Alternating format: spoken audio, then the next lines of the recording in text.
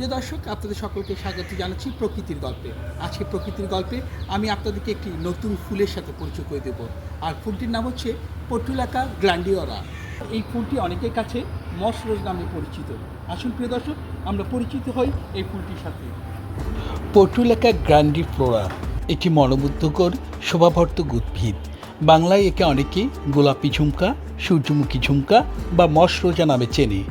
এই ফুল তার উজ্জ্বল রং আর কোমল পাপড়ি এবং দীর্ঘ সময় ধরে ফোটার ক্ষমতার জন্য বাগান প্রেমীদের কাছে অত্যন্ত জনপ্রিয়। গ্রীষ্মের তীব্র রোদেও এই গাছ সহজে টিকে থাকতে পারে, তাই একে সূর্যের বন্ধুও বলা চলে। পর্টুলাকা ফুলের রঙের বৈচিত্র্য চোখে পড়ার মতো, সাদা, হলুদ, গোলাপি, কমলা, লাল ইত্যাদি। প্রতিটি ফুল সাধারণত সকালে ফোটে এবং দুপুরে বা বিকেলের দিকে বন্ধ হয়ে যায়। এর পাপড়ি নরম ও রেশমি, ব্যাস প্রায় 2 থেকে 3 সেন্টিমিটার পর্যন্ত।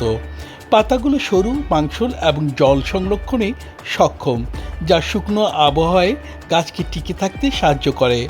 গাছটি সাধারণত 15 থেকে 30 সেন্টিমিটার উচ্চতার হয় এবং টব, ছাদ বা বাগানের বর্ডারে লাগানোর জন্য একেবারে উপযুক্ত। এই ফুল সহজে চাষযোগ্য।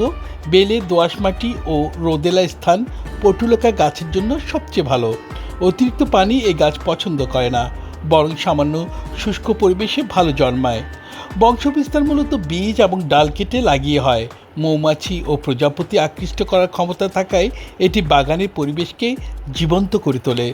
শুধু সৌন্দর্য নয়, পর্টুলাকা ফুলের ঔষধি গুণও রয়েছে।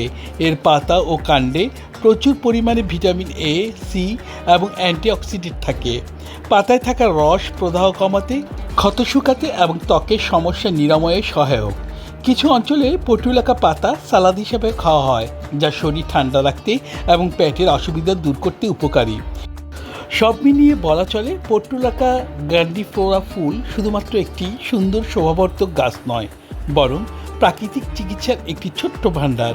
এর উজ্জ্বল রং মনকে প্রফুল্ল করে এবং ঔষধি গুণ শরীরকে উপকার দেয়।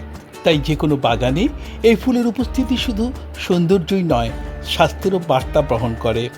প্রিয় দর্শক, পর্টুলাকা গ্র্যান্ডিফ্লোরা ফুল নিয়ে আমার গল্প আজকে এই পর্যন্ত। আপনাদের সাথে প্রকৃতির গল্পে আবারও কথা হবে অন্য কোনো ফুল বা অন্য কোনো বিষয় নিয়ে।